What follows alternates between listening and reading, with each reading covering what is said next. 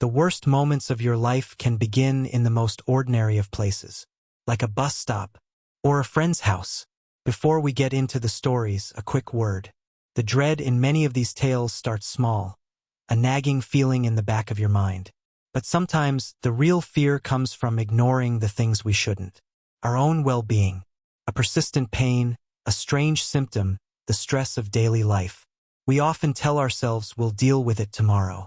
That's where a service like HealthFind came in for me. It's a free platform where you can find and compare doctors within your insurance network, filter by specialty, see real appointment availability, and book instantly, often within a day or two. You can read verified patient reviews and profiles to choose someone who feels right. No endless phone calls. I found a doctor with slots the next morning, and reviews said patients felt truly listened to. That matters. If you've been putting off that visit, or just want a better way to find care, you can check out HealthFind at the link below. This first account was sent in by Maya, and it takes place on a holiday evening 2 years ago that I was recovering from a pretty nasty flu that was going around. The fever had broken, but I was left with relentless chills and a cough that wouldn't quit. My voice was shot. Earlier that week, I'd promised a coworker who was traveling that I'd look after her elderly cat, which needed daily medication. She lived close to our office, and I'd agreed before getting sick, but I didn't want to bail on her. I was also making plans with a friend to play some sports we'd enjoyed in school. All my gear was at my dad's house. I was in college in the city, no car, just public transit. With the holiday, I couldn't go to my dad's for dinner, but I was stubborn. If I didn't get my things now, it would be months. So, sick and determined, I made a plan. I'd take the train to a station nearer to my dad's, have my brother meet me with my stuff, then on the way back, take a bus to my friend's apartment to check on the cat. The transit system was notoriously unreliable. Waiting for the connecting bus, my app kept saying it was 1 minute away. Then it wouldn't appear. Refresh.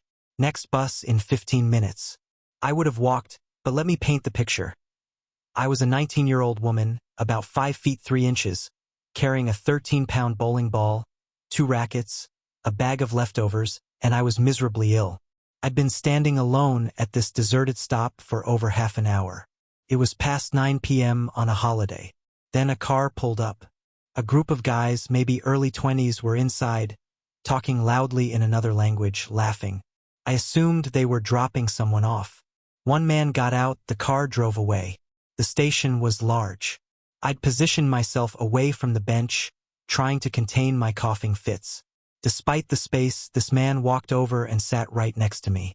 I tried to ignore it, staring at my phone, watching the bus time flicker.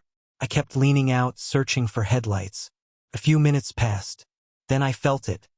An arm sliding over my shoulders, pulling me tight against him. My brain short-circuited. I just froze, completely stunned. After a moment, he muttered something, asking if I was all right. I whispered that I was fine, just waiting for the bus. He let go and sat back. Every instinct screamed danger, but I rationalized. Maybe he was concerned because of my coughing. Maybe he thought I was unsteady. I knew it was stupid, but panic makes you bargain. People ask why I didn't scream or run. He was over 6 feet, easily double my weight, wearing a face covering. We were utterly alone. I didn't want to set him off. Minutes later, he did it again. His arm wrapped around me, his hand now rubbing my back. Thank God for my thick winter coat. Then I saw my bus approaching in the distance. I stayed perfectly still, thinking I just needed to get on. As it got closer, I slid from his grip and murmured, "My bus is here." He replied, and his words made it chillingly clear he intended to board with me. I know I should have spoken to the driver, but I could barely talk, and I was terrified. Once on board, I remained standing. Given his size, he'd have to sit. If I sat first, he'd take the seat beside me. With him seated, I texted a friend. Frantic. Calling the police felt too risky. He'd hear me. While he'd held me, a plan had formed. I couldn't go to my friend's apartment. The stop before it was for my workplace, a restaurant in a large outdoor mall. Even though shops closed at 9, the area had security and cameras. My coworkers would still be there cleaning up. The front was locked, but the back employee entrance was open.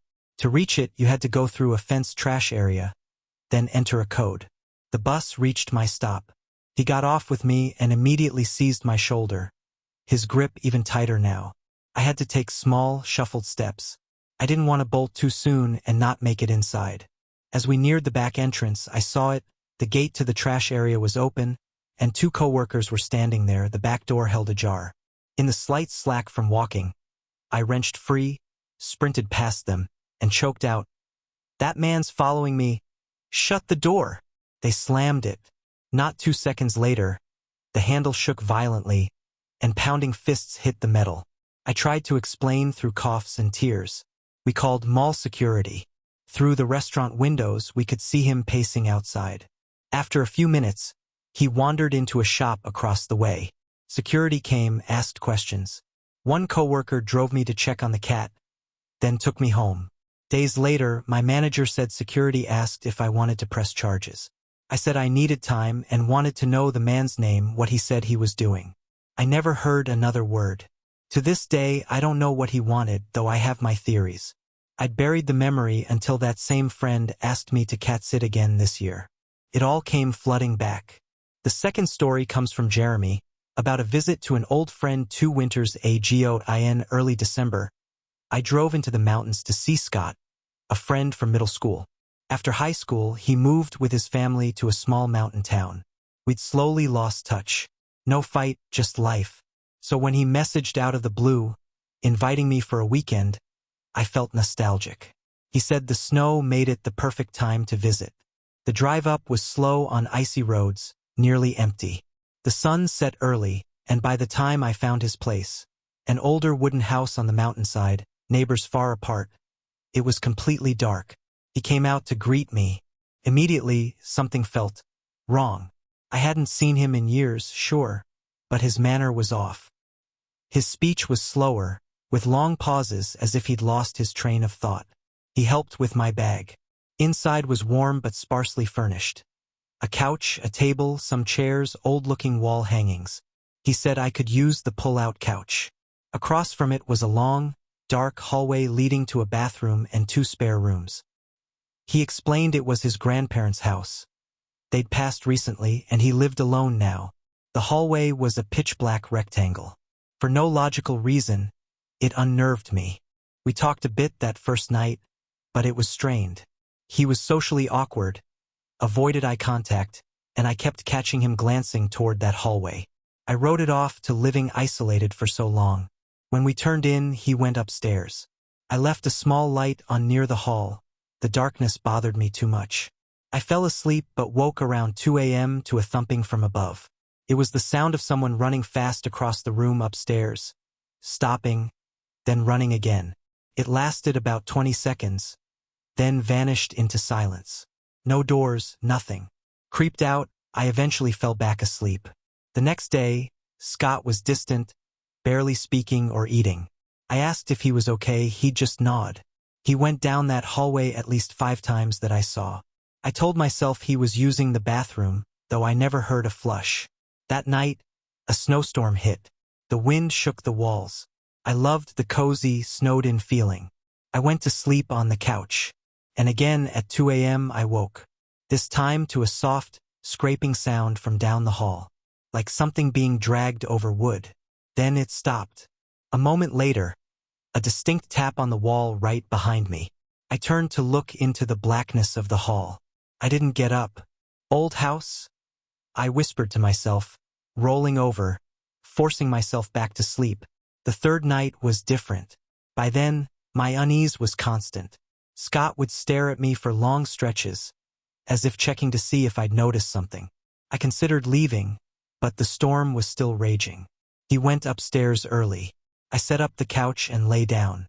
Sometime after 2 a.m., always 2 a.m., my eyes snapped open. My body wouldn't move. Sleep paralysis. I was trapped, awake but frozen. And then I saw it. Movement at the far end of the hallway. As my eyes adjusted, the shape became clear. Scott was standing there at the very end, his face in shadow, arms hanging limp, perfectly still. Just watching. I tried to call out, to move a finger. Nothing. He stood there for an eternity, then turned slowly and walked into one of the empty guest rooms, swallowed by the dark. Feeling returned to my limbs. I sat up, shaking. I told myself it was a hallucination from the paralysis. But my gut screamed otherwise. I whispered his name. No answer. Against every fiber of my being, I got up and walked down the hall to that room. It appeared empty, but in the corner by the window, a person-shaped shadow stood facing the glass. I couldn't tell if it was Scott. I backed out, ran upstairs, and burst into his bedroom. He was asleep. I shook him awake. He was confused, irritated. I stammered what I'd seen, begged him to check downstairs. He refused.